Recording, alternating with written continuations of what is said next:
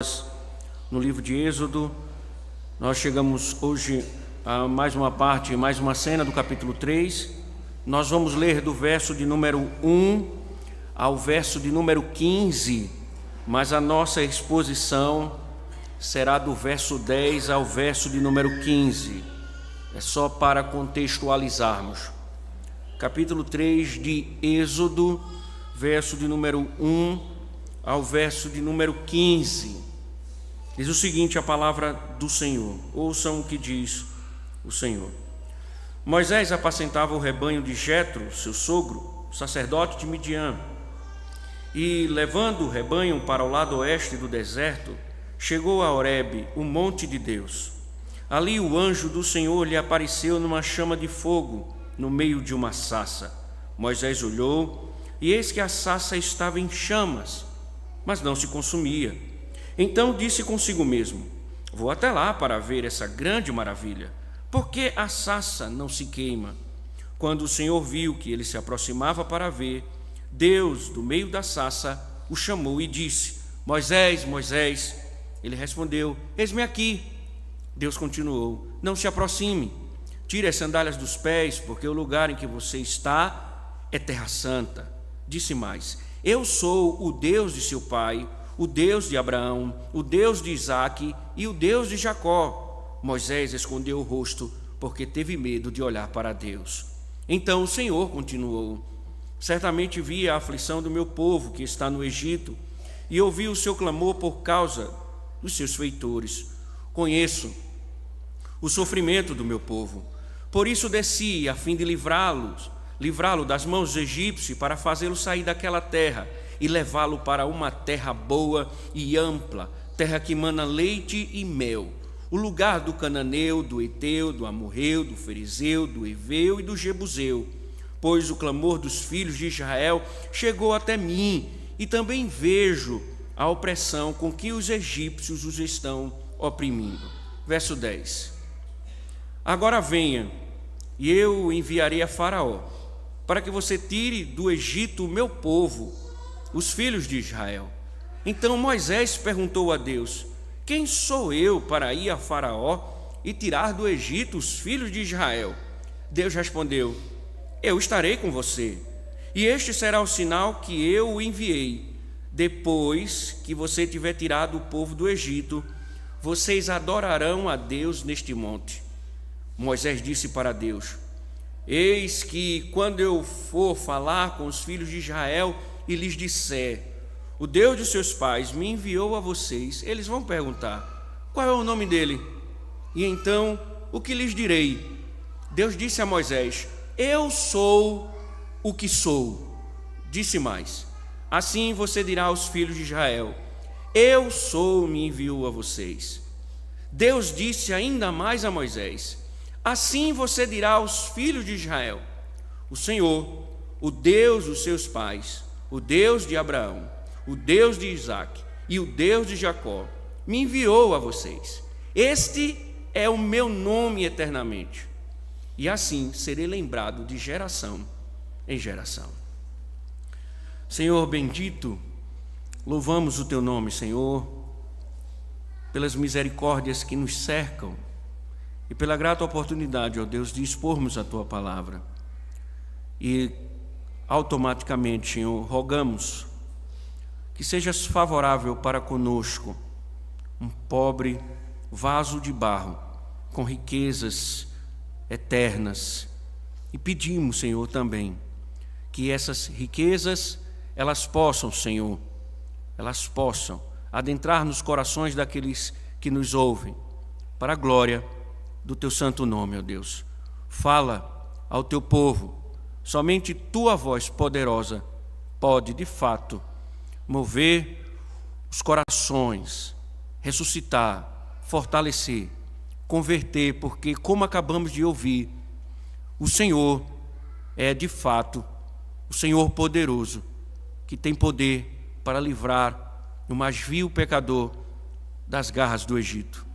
Em nome de Cristo, que assim seja. Amém. Poder sentar, irmãos.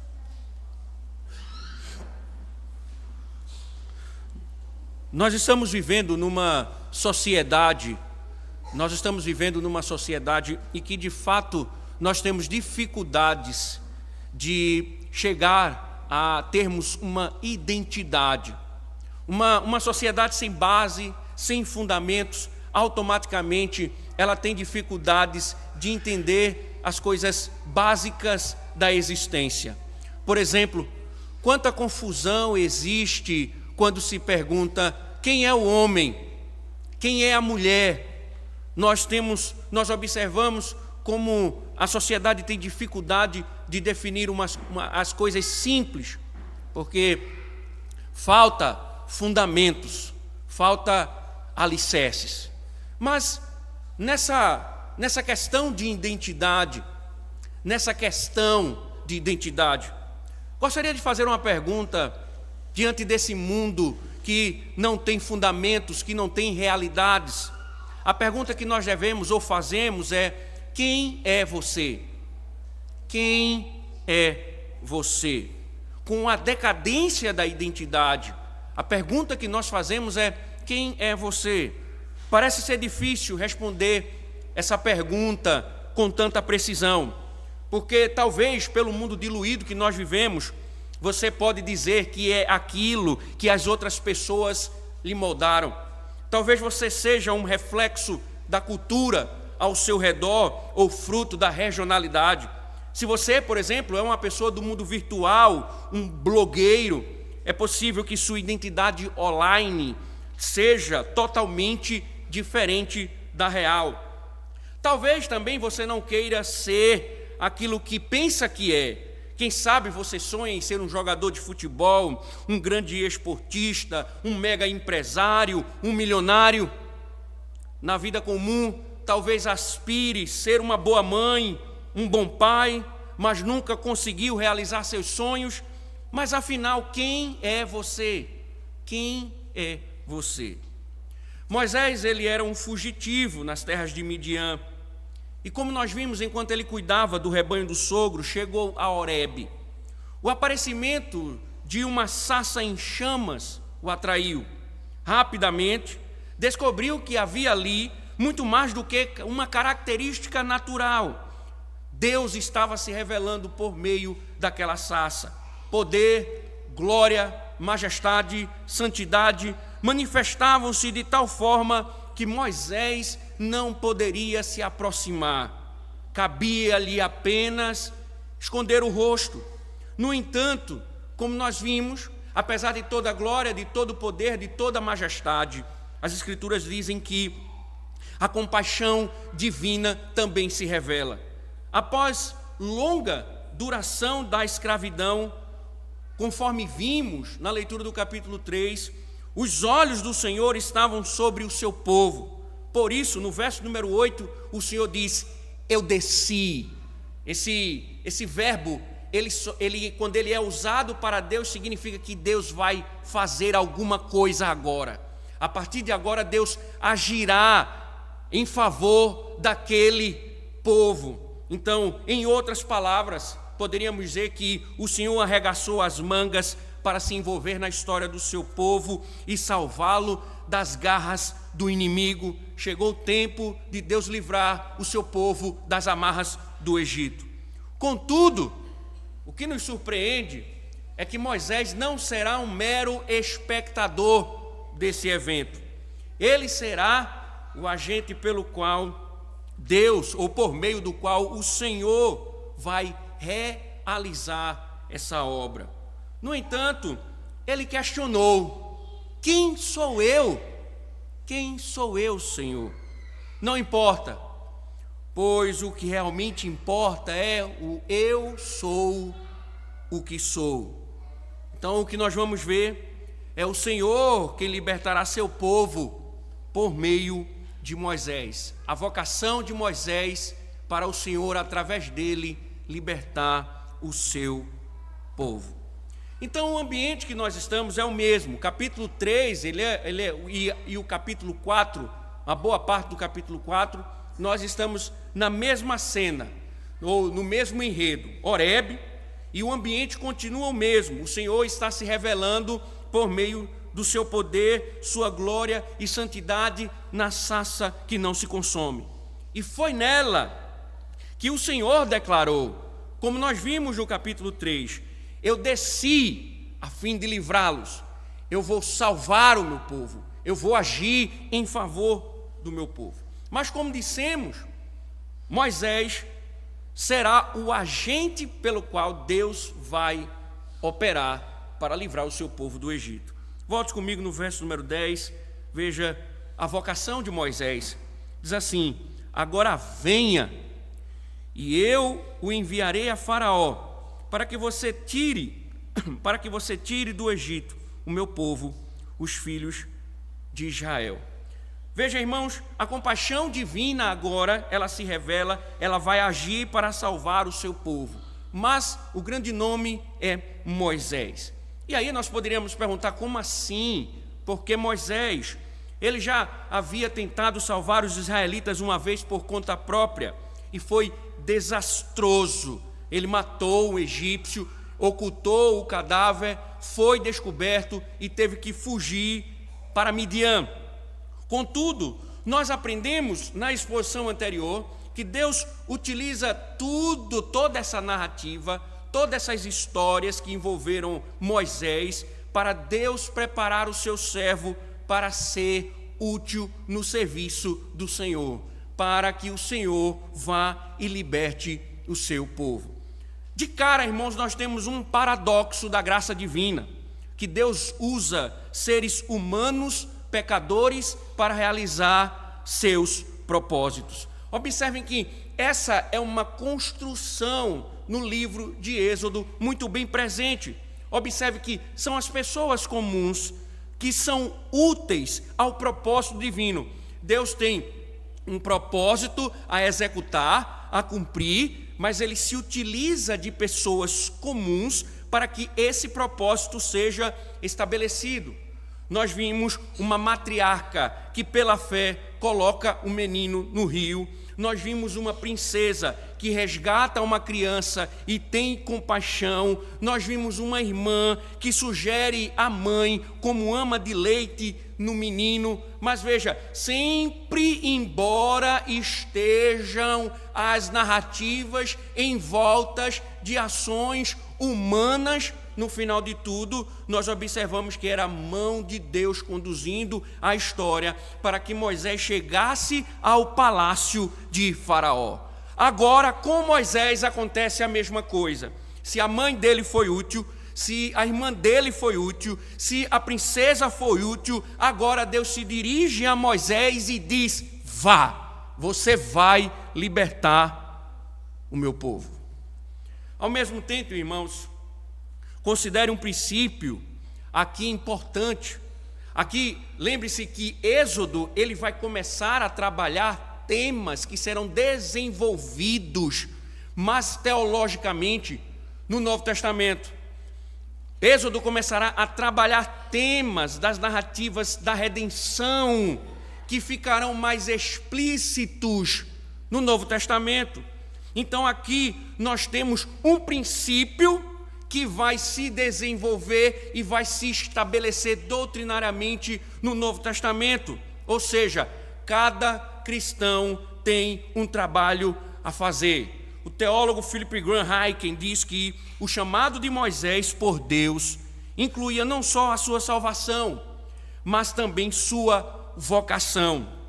A tarefa específica para a qual Deus o chamou para a sua glória. O mesmo, diz ele, é verdadeiro para cada cristão. O Deus que salva é o Deus que envia. Observem, o Deus que salva é o Deus que envia. Assim, cada seguidor de Cristo recebe 2 chamados. Primeiro, para a salvação, depois para o serviço. O puritano Cotton Mather endossa isso, dizendo: cada cristão deveria ter um chamado, ou seja, deveria haver alguma atividade especial no qual o cristão deveria passar a maior parte do seu tempo para nisso glorificar a Deus. E essa é uma questão endossada pelo próprio apóstolo Paulo. Paulo ensina que cada cristão, ele é membro do corpo, com uma vocação para a edificação. Cada cristão é membro do corpo com um dom, com uma vocação para a edificação. Fizemos a exposição de 1 Coríntios 12 e nós enxergamos esse fundamento Paulo estabelecendo com relação ao corpo. Então, nas Escrituras ficará claro, nós observaremos no desenrolar da revelação que aqui em Êxodo já se expõe o princípio, nós fomos chamados para servir a Deus, seja como pastor, farmacêutico, policial, pedreiro ou vendedor. Deus não somente nos chama, nos salva, mas Ele nos vocaciona, Ele nos dá dons, Ele comunica que devemos servir, trabalhar dentro daquilo que o Senhor nos coloca. Logo, irmãos, não há, biblicamente falando, cristãos desocupados no reino. Não há vagabundagem no reino. Por isso eu pergunto: quem é você? Um salvo a serviço do reino? Você é um salvo vocacionado a serviço do reino? Porque quem não trabalha, dá trabalho à igreja. E aí é interessante, irmãos, porque quem não serve, quem se diz cristão e diz que faz parte de um corpo e ele não serve, ele é um parasita. Gerhard von Groningen, no seu livro Criação e Consumação, ele diz que o reino paralelo ao reino de Deus é o reino de Satanás. E o reino de Satanás é um reino parasita. Quem está no corpo somente se hospedando é um mal para o corpo. Quantos hospedeiros nós temos aqui? Quantos hospedeiros nós temos aqui? Ao invés de servirem com suas vocações, se alimentam do corpo. Quem é você nesse corpo? Quem é você nesse corpo? Contudo, Moisés, ele questiona, ele resiste. Embora esse princípio esteja estabelecido, Moisés, a princípio, começa a resistir esse chamado. Veja o verso de número 11. Então Moisés perguntou a Deus: quem sou eu para ir a Faraó e tirar do Egito os filhos de Israel?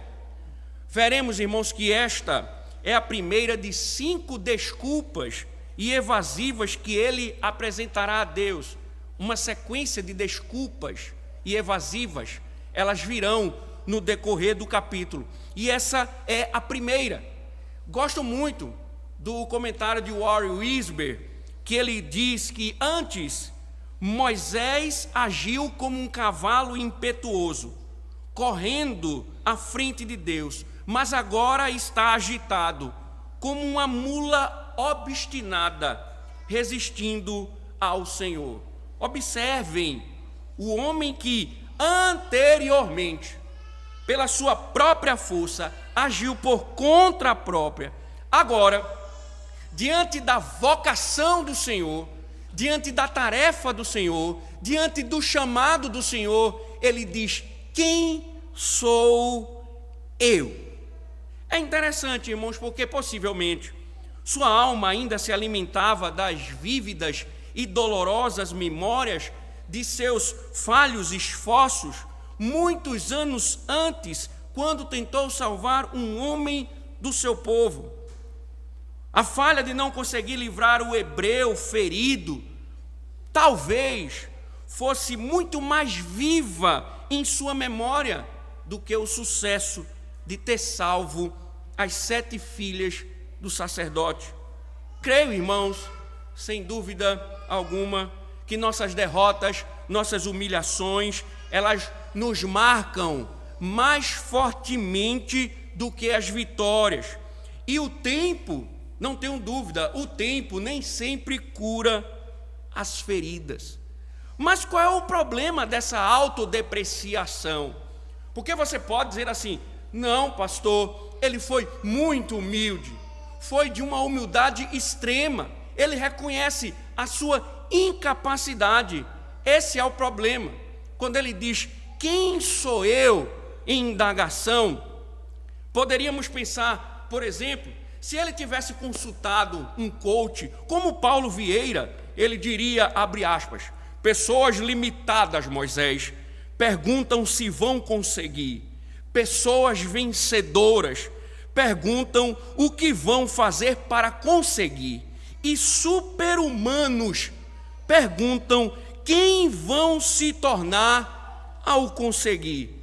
Ou talvez ele diria de outra forma: Moisés, nós não podemos prever o futuro, mas temos poder para criá-lo. Talvez gerasse em Moisés a síndrome de Roberto Carlos: esse cara sou eu. Em outras palavras, irmãos, nós precisamos entender que essa autodepreciação, essa é uma indicação não de uma humildade, não de uma humildade de espírito, mas nós devemos entender que por trás desse quem sou eu está uma exaltação da habilidade inata do homem, da competência, da diligência, do esforço, do superpoder humano. Quando Moisés, ele diz, quem sou eu? Ele não estava sendo humilde, mas ele estava com os olhos fixos nele mesmo. Então, seja pelas histórias passadas, seja pelas mentiras que abraçamos ao nosso respeito, a questão de Moisés é que Moisés estava focado nele mesmo. Quem sou eu? Moisés estava olhando, eu não tenho condições, porque ele olhava para si mesmo. Moisés então, ele diz, eis-me aqui, no capítulo 3 no início, e depois ele diz, agora envia outro, porque eu não sou capaz, eu não tenho condições, eu não posso, eu não tenho, o eu impera no coração de Moisés, eu não posso, quem sou eu? Era aí então necessário, irmãos, que o olhar mudasse de lugar, mudasse de pessoa, e é isso que vai acontecer. Veja o verso de número 12, verso número 12, Deus respondeu, eu estarei com você, eu estarei com você, e este será o sinal que eu enviei, depois que você tiver tirado o povo do Egito, vocês adorarão a Deus neste monte. Observem, irmãos, humanamente falando, prestem atenção, humanamente falando, era difícil um homem libertar o povo. Havia uma potência, ele teria que lidar com a maior potência do mundo, que era o Egito, potência militar, potência econômica e etc. E Deus, ele poderia dar uma impulsionada no ego de Moisés, dizendo, não, Moisés, você é o homem ideal para essa missão, você não recorda não, você é alguém com treinamento egípcio, você estudou no Egito, você é neto de Faraó, você viveu um período no deserto, no pastoreamento, você é o homem ideal. Sinceramente falando, irmãos, numa análise contextual, observamos que Moisés, de fato, quem seria o homem mais preparado, humanamente falando, para entrar dentro do Egito e libertar o seu povo. Todavia, irmãos, a questão não era sobre ele, sobre sua capacidade, mas quem iria com ele. Eu estarei com você, eu vou com você. Importante, irmãos, entender isso. Porque se o incentivo fosse as qualidades do homem, talvez fosse um grande incentivo. Porém, Moisés, ele tenderia a confiar nele mesmo, não no seu Deus. Ele teria a condição de olhar para ele mesmo, não para Deus. Por isso Deus diz, a questão não é quem eu sou, mas é quem vai com você. A libertação independia, Deus está dizendo, da competência humana. A libertação, Moisés, depende de mim. Eu vou com você, eu serei com você. É eu quem vou salvar e libertar o meu povo através de você. Moisés, em outras palavras, disse, eu não posso fazer isso. Deus responde, você não fará, eu farei. Não é você que vai fazer, sou eu que vou fazer. Portanto, para Moisés o que importava era, eu vou com você. Mais um princípio, aprendemos aqui, que sem Deus não somos nada. Por mais habilidosos, diligentes, esforçados, criteriosos, sistemáticos, organizados, sem o Senhor, nada somos. Também não é sobre as inatas habilidades, mas sobre aquele que nos chama. No entanto, meus irmãos, ainda que limitados, nós somos incentivados a servi-lo em nossas limitações, pois essa não é uma questão do que nós somos capazes de fazer, mas do que Deus é capaz de fazer através do seu povo. Não é sobre aquilo que eu sou incompetência, chamado a fazer, mas aquilo que Deus faz através de pobres pecadores. Matthew Henry, o puritano, comentando esse texto, muito interessante, ele diz que a resposta de Deus ao medo não é dizer que o medo é ilusório, mas substituí-lo por outra coisa, uma crença poderosa, confiança em sua presença. Ele continua, aqueles que são fracos em si mesmos, bem podem fazer maravilhas, sendo fortes no Senhor e na força do seu poder. A presença de Deus coloca uma honra sobre os indignos, sabedoria e força nos fracos e nos tolos. O que precisamos fazer então, irmãos, é buscar essa dependência, porque não é sobre quem nós somos, não é sobre quem você é, não é sobre sua capacidade, não é sobre sua competência, é sobre o Deus que estará com você. Então, faça a vontade de Deus e Ele estará com você. E Ele mostrará que está com você. Porque, observe, ainda que Moisés duvidasse, este será o sinal que eu enviei, diz Deus. Depois que você tiver tirado o povo do Egito, vocês adorarão a Deus neste monte.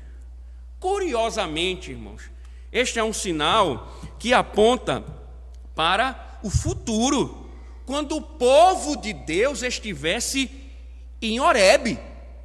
O sinal será esse, Moisés: o meu povo, ele irá me adorar neste monte.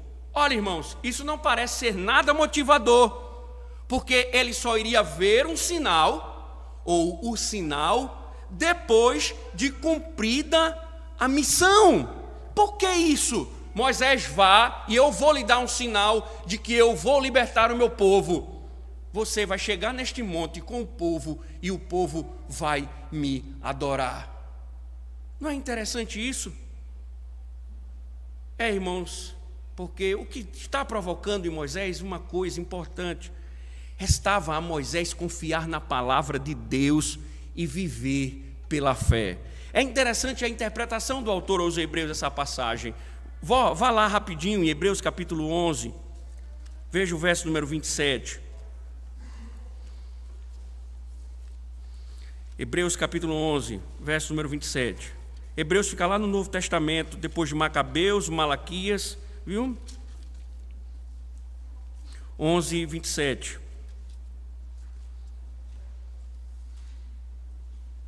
O Malaquias é meu, viu? 11, 27.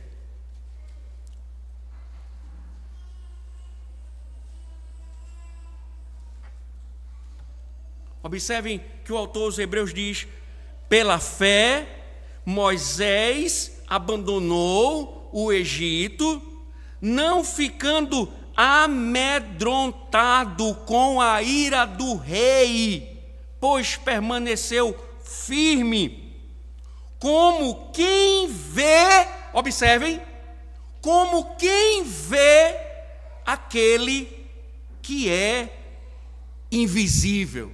Ele permaneceu firme como quem vê aquele que é invisível. Irmãos, o que o autor aos Hebreus basicamente está dizendo é que Moisés viveu pela fé. Moisés, o meu sinal é que vocês irão me adorar neste monte. E Moisés tinha que viver pela fé para ver o sinal ser cumprido.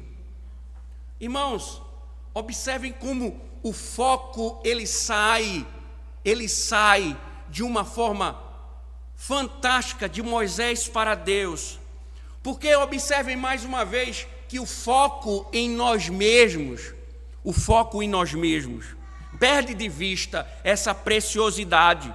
Direcionar nossas atenções a Deus e deixar que olhemos para nós mesmos, olhando para Deus, isso nos leva a viver pela fé, sabendo que Deus cumprirá todos os seus decretos, todos os seus propósitos, independente de quem nós somos. Que Deus fará tudo. Viver pela fé é isso, é que Deus cumprirá com a sua palavra e que eu preciso somente confiar.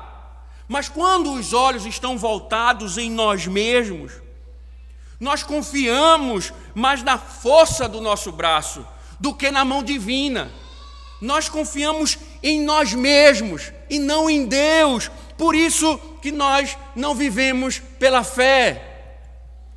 Por isso que nós não andamos pela fé, porque nós agimos soberanamente, alienados de Deus, e todos os dias nós vivemos a matar os nossos egípcios e ocultar os nossos atos, porque queremos viver de forma soberana, alienados de Deus. E Moisés está aprendendo agora: Moisés, eu vou com você, o sinal será, você vai chegar neste monte e me adorar, eu lhe dou a minha palavra, viva pela fé.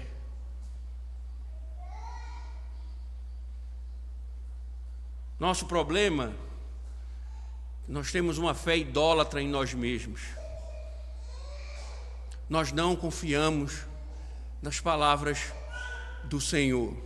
Nós muitas vezes nem a ouvimos, porque focamos nos nossos planos e nas nossas palavras.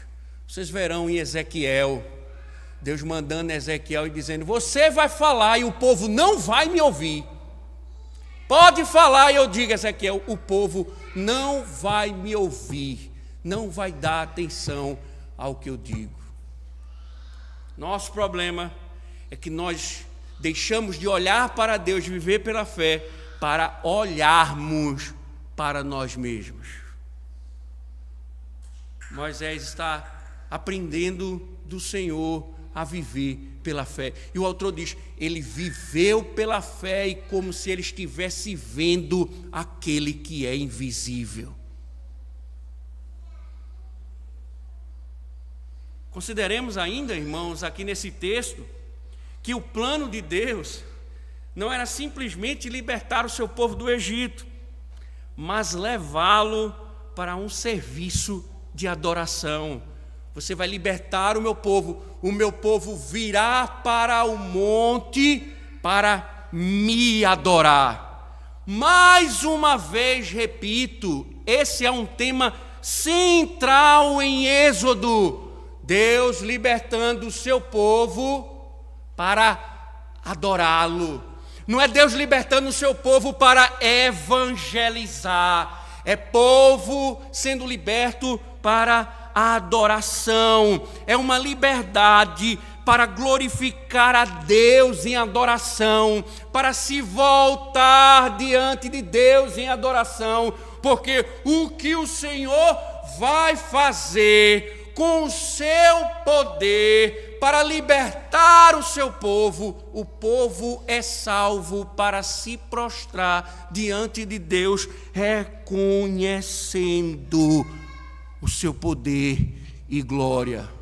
Não é à toa que os nossos catecismos fazem a seguinte pergunta no início: qual é o fim supremo e principal do homem? O catecismo responde: o fim supremo e principal do homem é glorificar a Deus e gozá-lo para sempre. Por isso que o Senhor, quando entregou a lei a Moisés, o prefácio da lei está claro: eu sou o Senhor, seu Deus, que o tirei da terra do Egito, da casa da servidão. Nós acabamos de ler aqui em Deuteronômio 5,15, o Senhor dizendo sobre o dia do Senhor: lembre-se de que você foi escravo na terra do Egito e que o Senhor, seu Deus, o tirou de lá com mão poderosa e braço estendido. Por isso, o Senhor, seu Deus, ordenou que você guarde o sábado. Adoração não é uma questão de opção. Adoração não é uma questão da minha decisão. Não há democracia. Deus não é democrático nessa questão. Ele não pergunta se o seu povo quer adorá-lo. Ele clama, ele chama o seu povo para a adoração. Aquele que foi liberto do Egito, ele deve responder ao Senhor com adoração. Deus salva o seu povo para adorá-lo. Por isso que quando Paulo escreve sua epístola aos Romanos, depois de teologicamente mostrar a doutrina da redenção, como Deus salvou os judeus, como Deus salvou o remanescente, como Deus salvou os homens pagãos. Aí Paulo no capítulo 12 começa a aplicar e diz: agora vivam oferecendo o seu corpo como sacrifício vivo, que é o vosso culto. Ele não diz vai evangelizar, ele diz agora adorem a Deus com toda a sua vida. Se coloquem no altar diante de Deus, diante de tamanho poder, diante de tamanha salvação. Deus salvou o seu povo para adorá-lo. Por outro lado, irmãos, a adoração parece um fardo. Veja o que diz o profeta Isaías. Abra comigo, capítulo 58.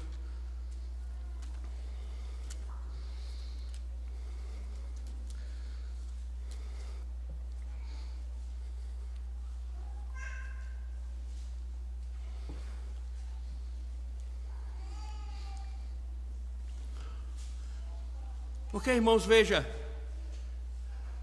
nós às vezes, ritualmente, habitualmente, até nos achegamos ao culto. Até nos achegamos no dia do Senhor. Mas muitas vezes o nosso coração, ele não condiz com o dia. O Senhor dá um alerta aqui, profeta Isaías, verso 13, 58, capítulo.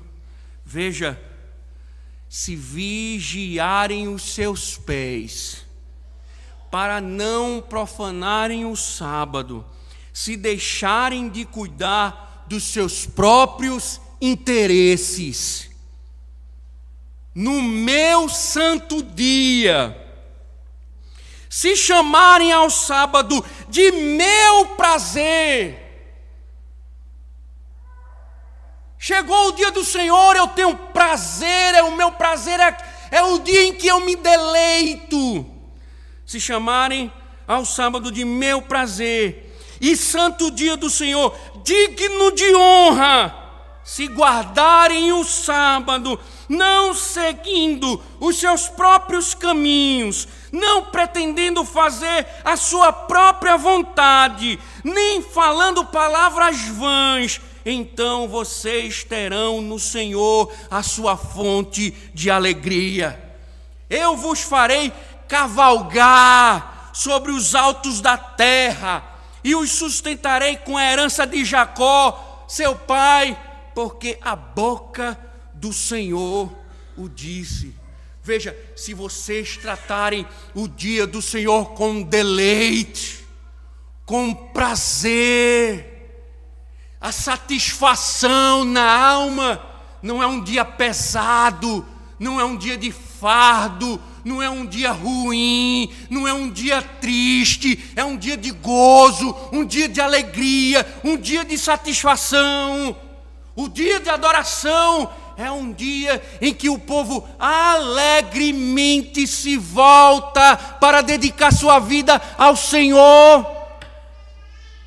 Mas nós transformamos o dia do Senhor numa melancolia. Nós transformamos o dia do Senhor num dia triste, pesado. Quantos não se atrasam no dia do Senhor? Pouco se lixando. Pastor fala, mostra, todo domingo é atraso.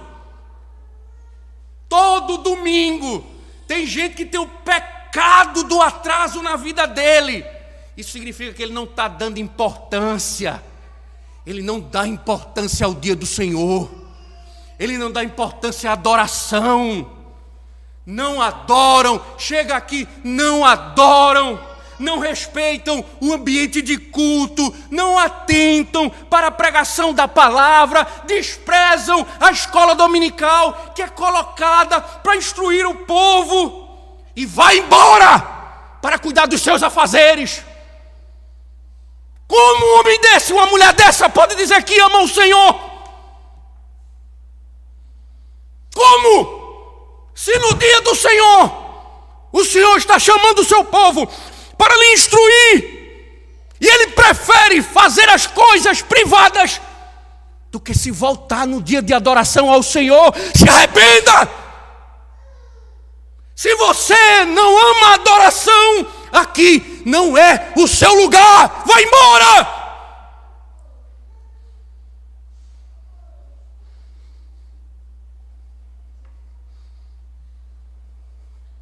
E fazem sem nenhum peso na consciência, profanando o dia do Senhor, rejeitando a adoração. Vá para o mundo, mundano!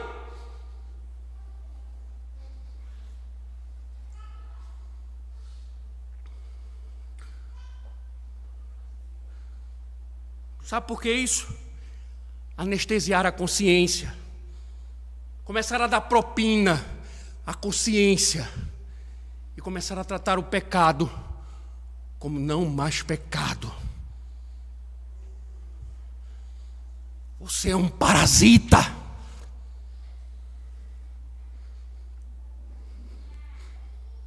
Como você tem tratado o dia do Senhor?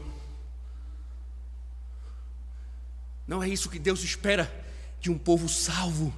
Ele espera que o povo se curve em adoração. Ele não está implorando, ele está ordenando. Ele não está pedindo, é lei, meu povo tem que me adorar. Você pode dizer ao mundo inteiro que você é crente,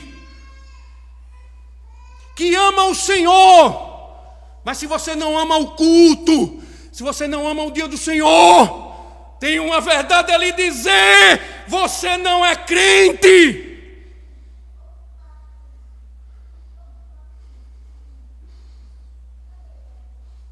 E Deus não é o seu Deus. Deus, Ele disse: eu sou o Senhor teu Deus, que te tirei da terra do Egito, da casa da servidão.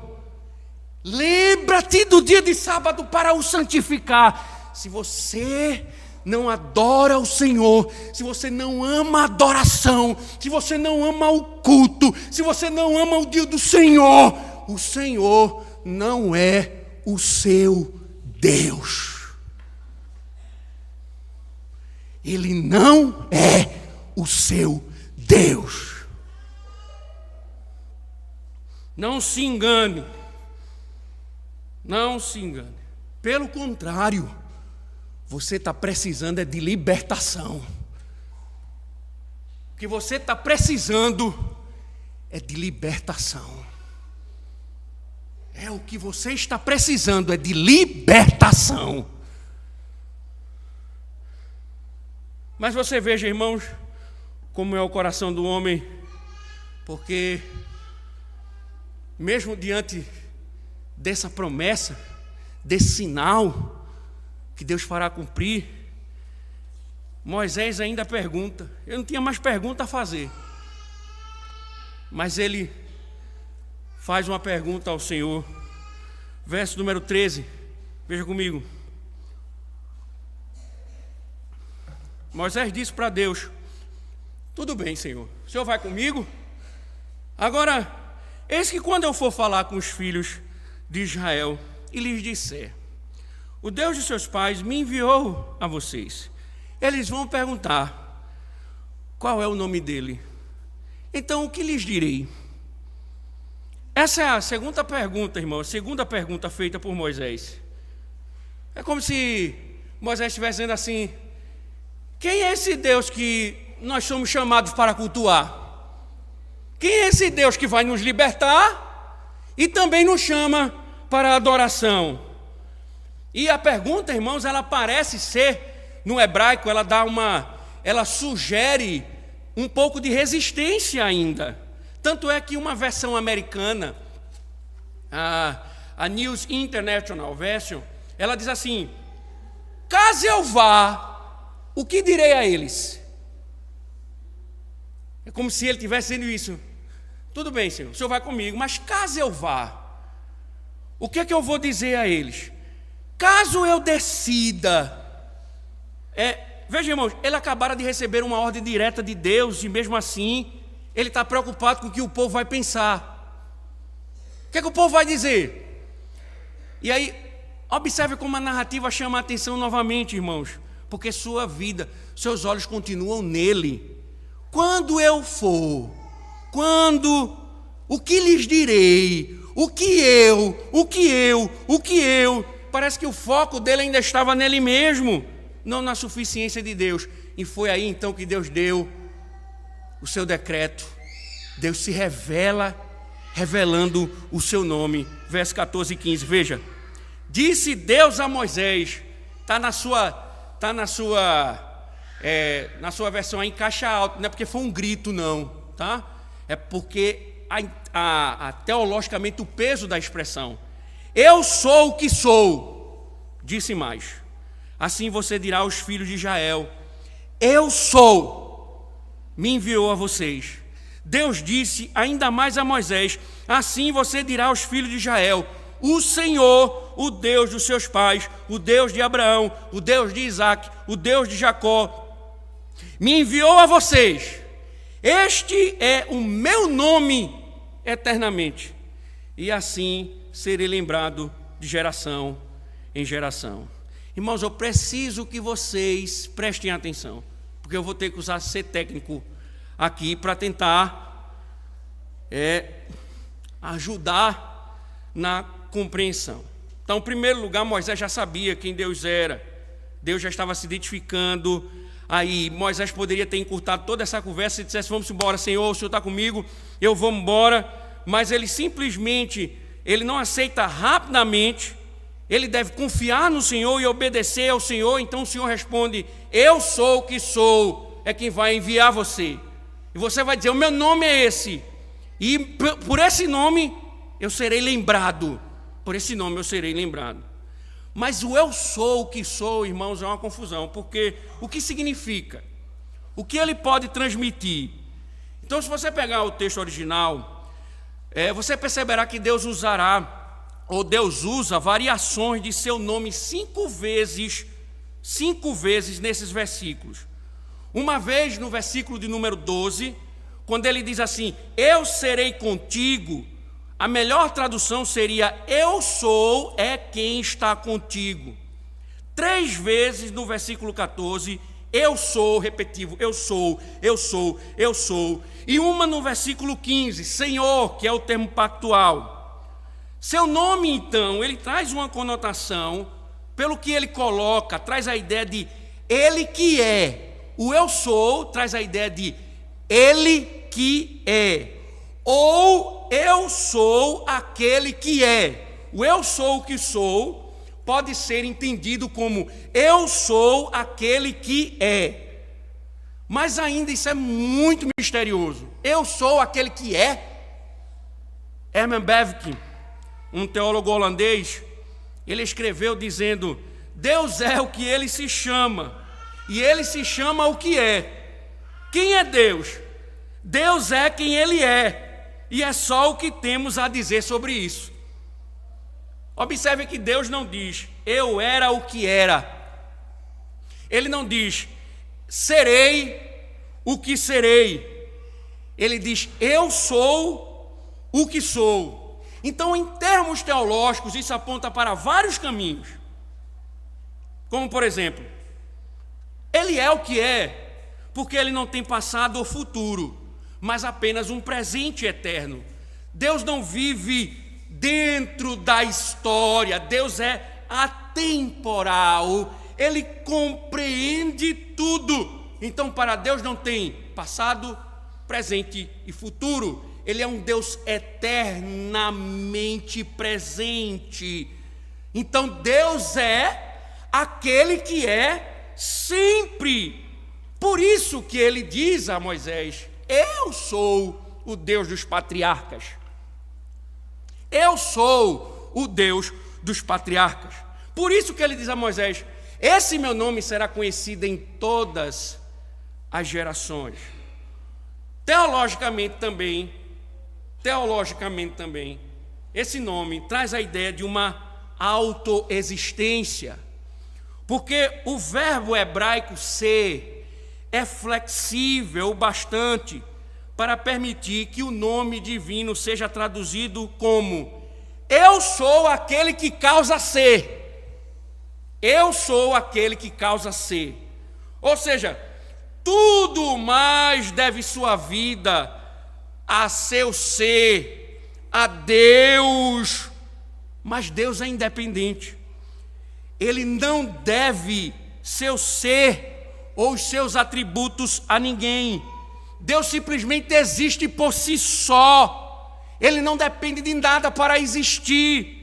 Como observou novamente o puritano Matthew Henry, o maior e melhor homem do mundo precisa dizer: pela graça de Deus eu sou o que sou. Mas Deus diz absolutamente: não existe em qualquer pessoa senão em si mesmo. Por isso que a confissão de fé diz: Deus tem em si mesmo e de si mesmo toda a vida, glória, bondade e bem-aventurança. Ele é todo suficiente em si para si, pois não precisa das suas criaturas que trouxe à existência. Capítulo 2, seção 2 da Confissão de Fé. A pergunta: quem é você? Você Nós precisamos, você precisa dizer: eu sou aquilo que me tornei, ou eu sou aquilo que nasci, ou eu sou aquilo em que as circunstâncias me transformaram. Ele disse: eu sou o que sou. Todas as criaturas são dependentes, mas Deus é absoluto, autodependente e, portanto, inalterável para todo sempre. Ele vive para sempre, uma chama que não se apaga. Moisés disse: tem um fogo pegando num arbusto e ele não se apaga. Deus é autoexistente, ele não se apaga. Por isso, irmãos, diante de tantas verdades, seus recursos são inesgotáveis, seu poder não se desgasta, não precisa de descanso para recuperar força, suas dádivas não esvaziam o depósito que ele tem para conceder, ele dá e não perde nada, ele opera sem desgaste, ele ama e ama para sempre. Então que Moisés fique ciente: sou eu, Moisés, o Todo-Poderoso, o Soberano, o Senhor sobre tudo e todos, que vou libertar o meu povo, e nada pode me impedir, nem o homem mais poderoso do Egito vai me impedir, porque eu sou o que sou. Nem a fraqueza do homem, nem o poder de um rei frustrarão os decretos de Deus. Eu sou o que sou, Moisés. Diga ao meu povo que eu sou o que sou, me enviou.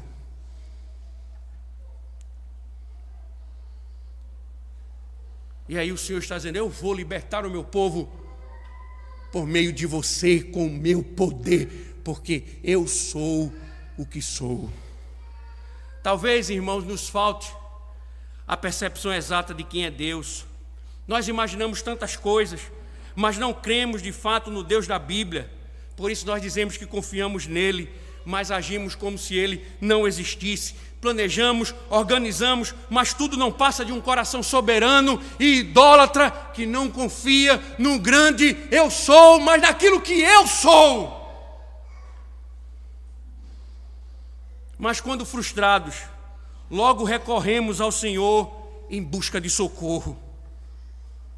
Mas o que o Senhor está dizendo é: confie em mim, porque tudo depende de mim, é o meu poder.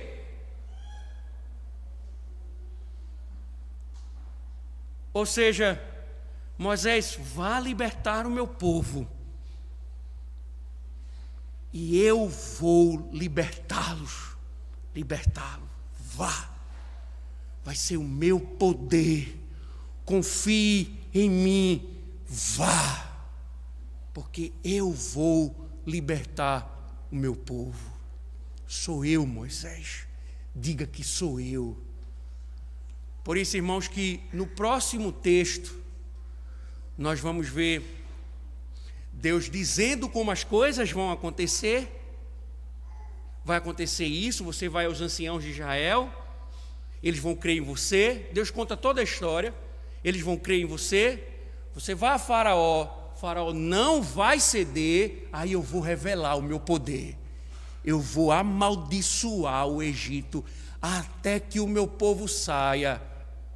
E dizem no final, as mulheres ganharão riquezas do povo egípcio, sairão com moedas, ouro. Por que isso? Se você lembrar, irmãos, o despojo era sinal da vitória de um líder sobre o outro. Quando nós vimos como Nabucodonosor sitiou Israel e venceu Israel, o que foi que Nabucodonosor fez? Pegou os utensílios do templo, levou para a Babilônia e profanou, como dizendo: derrotamos o Deus de Israel. Deus está dizendo: eu vou com mão forte amaldiçoar o Egito e vocês vão sair de lá ricos.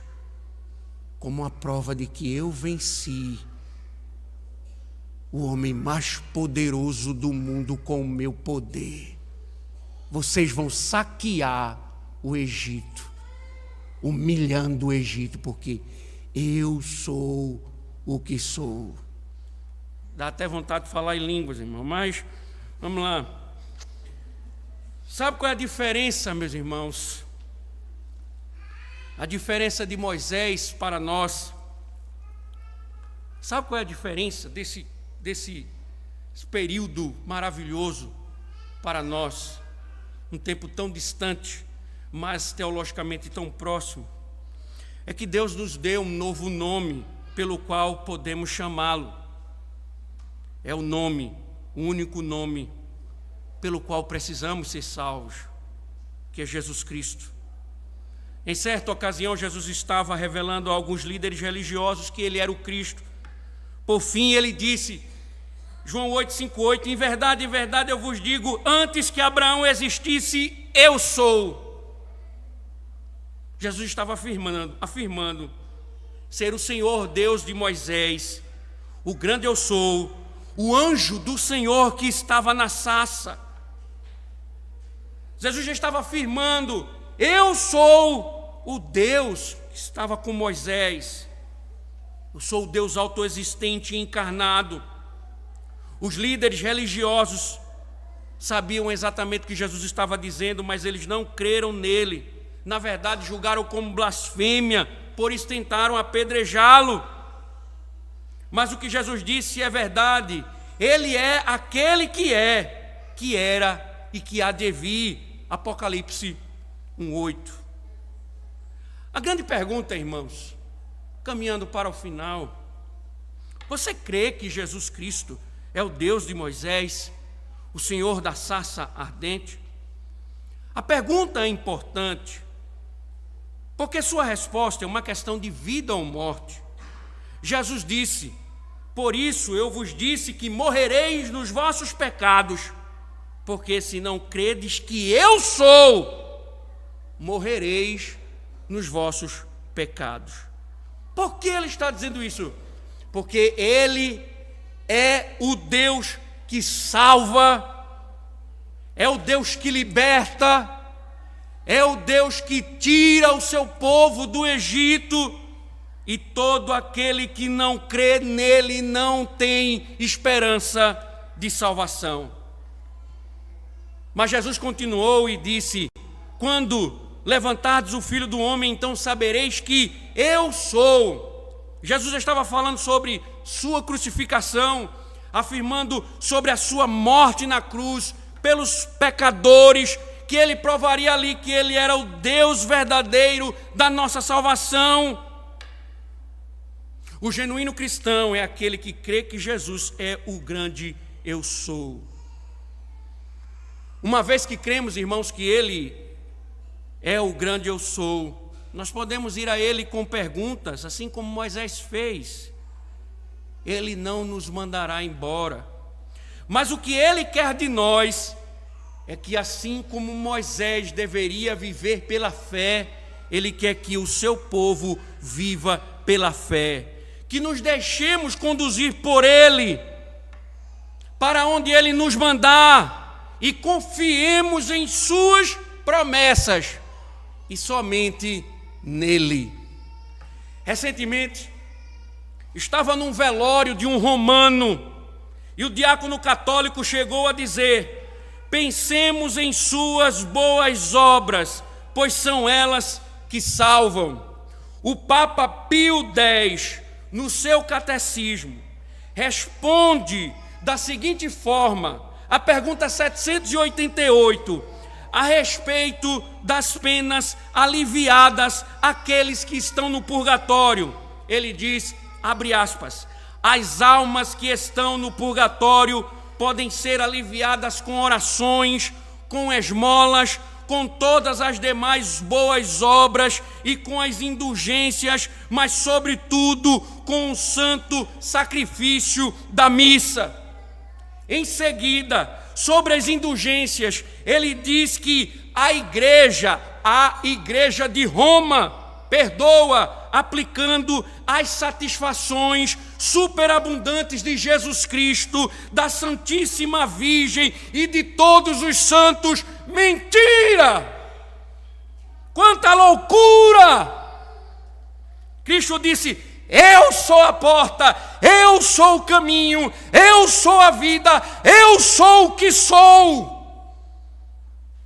Se você não considerar isso, o inferno lhe aguarda. Todos aqueles que confiaram em santos e ainda confiam na Igreja de Roma, no Papa, nas boas obras, padeceram e padecerão frustrados no inferno, porque os santos adoram somente o libertador, o grande eu sou. Santana não é capaz de salvar ninguém, Maria também não, porque ambas precisaram de um redentor. Ele disse: eu sou o que sou. Por isso que ele disse: eu sou o caminho, eu sou a verdade, eu sou a vida.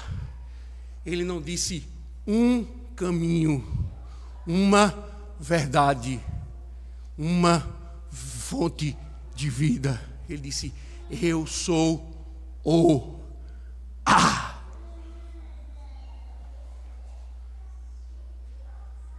Por isso, os santos se curvam em adoração. Quem é você? Quem é você? Quem é você? Com Cristo, você é mais que vencedor. Sem Cristo, você é um perdido. Vamos orar. Ó Senhor, obrigado, Deus, pelo Teu Evangelho, pela Tua lei, Senhor. Que Tuas palavras permaneçam em nós. Que não sejamos, ó Deus, não sejamos instrumentos para o nosso próprio julgamento. Mas, Senhor, nos faz servos fiéis que Te adoram, para a glória do Teu nome, Senhor. Em nome de Cristo, ó Deus, muito obrigado.